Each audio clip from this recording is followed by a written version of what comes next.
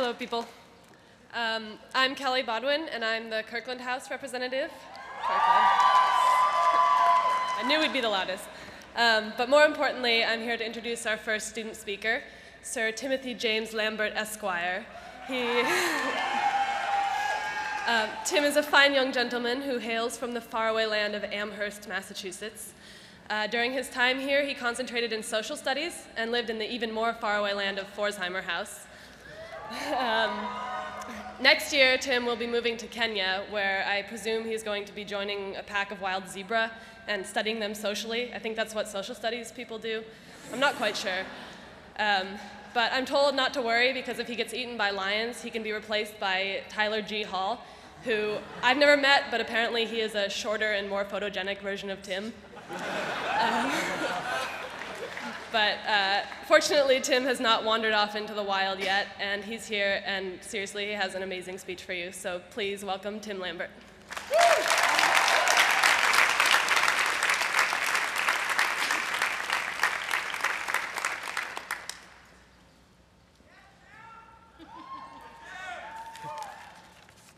Thank you, Kelly. That was highly embellished. About 2,000 years before any of us were born, an eminently sleazy Roman poet wrote a two-line poem that captured one of the deepest and truest paradoxes in the human condition. His name was Catullus. I call him sleazy because by today's standards and prejudices, he was a pederast and a pervert, but by any period standards, he was also a genius, possessed of an aesthetic and empathetic sense that plainly outstripped most of his contemporaries, just as it plainly outstrips most of ours. We therefore understand him as a paradox, just as he could understand us as a species, as creatures of paradox. The two lines he wrote were these: Odi et amo, quare id faciam fortasse recruis, nescio, sed fieri sentio et excrucior. I hate and I love. Why do I do this, perhaps you ask? I don't know. But I feel it being done, and I am tortured. Class of 2011, my speech to you today is premised on a bold assertion, which I think has been made before by asserters both distinguished and obscure, and which, if we are honest with ourselves, will not seem so bold at all. The assertion is this: if you have made it through 4 years at Harvard without coming to both hate and love this place, and all it represents, and all that it promotes and creates, then you have not been paying attention. Many of us certainly will admit, particularly on this most nostalgic of days, that we have fallen in love with this place. Others will maintain that they hate it, and always hated it. Maybe those people aren't here. Maybe they, like those high school rebels who wouldn't buy their yearbook, are off glowering and congratulating each other for not subscribing to this crap, for not drinking the Kool-Aid. But I'm talking to them especially, because each of us, from the most cynical and jaded advocate member to the cheeriest admissions office tour guide, harbors a mixture of the two emotions, whether they admit to it or not. And how could we not? We witness contradictions everywhere we look. This school swallows up philosophers and artists, visionaries and geniuses from every corner of the country, from many corners of the earth. It cherishes their diversity, their vitality, their individuality. Then it ties them together for 4 years, inculcates a new lexicon of concentrations and comps and proctors and paths, bequeaths them a slew of traditions from football rivalries to final clubs, and plunges us all into an airtight, soundproof bubble from which we are to emerge in some alchemical miracle as people qualified to wear a trademark of excellence and successfully avoid paying our fair share of the taxes. I hate and I love. I hate the hoops I had to jump through, but I love the tricks I learned in the process. I hate the term papers I had to write, but I love the friends I made at Lamont Cafe at 3 a.m. because of them. I hate the feeling that Harvard has been one long audition, but I love knowing that competing for things that didn't matter ultimately help me discover what does. I hate the rejections, the disappointments, the heartbreaks, the failures. But I love the victories that were all the more real and sweeter for them. I hate the way how in 4 years, an endless horizon contracted into a fork in the road. But I love the way those roads call my name, as if they were made for me, as if they've been waiting patiently for my vision of focus since the moment I opened my eyes.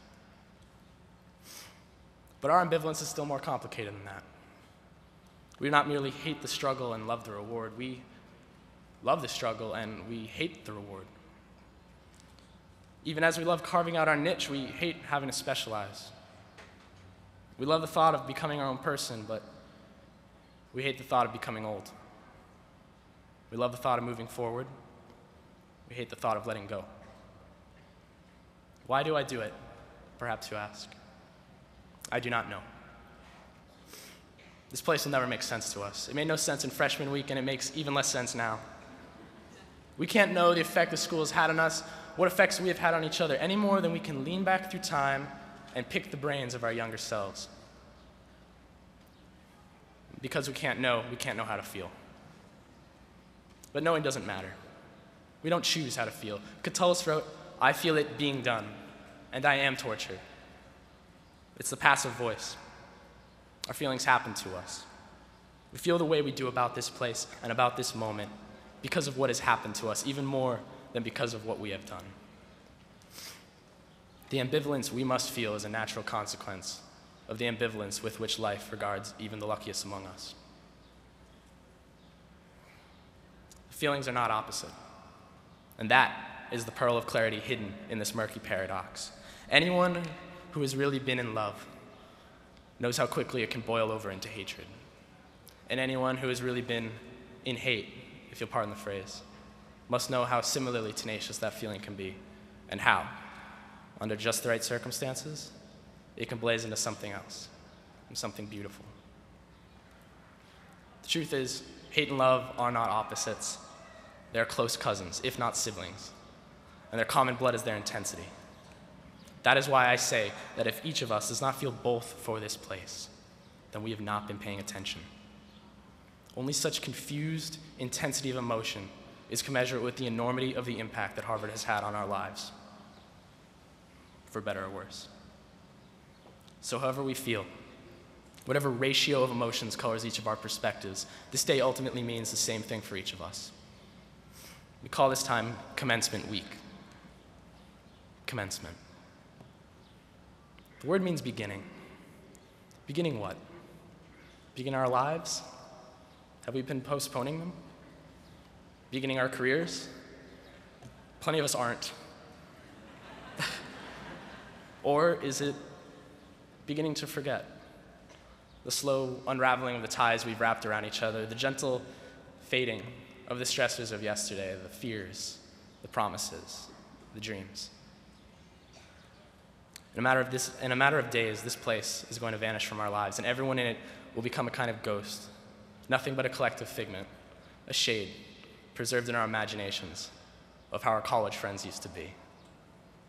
Before they got rich, before they got married, before they settled down or moved away or grew up, before our trajectories at last diverged.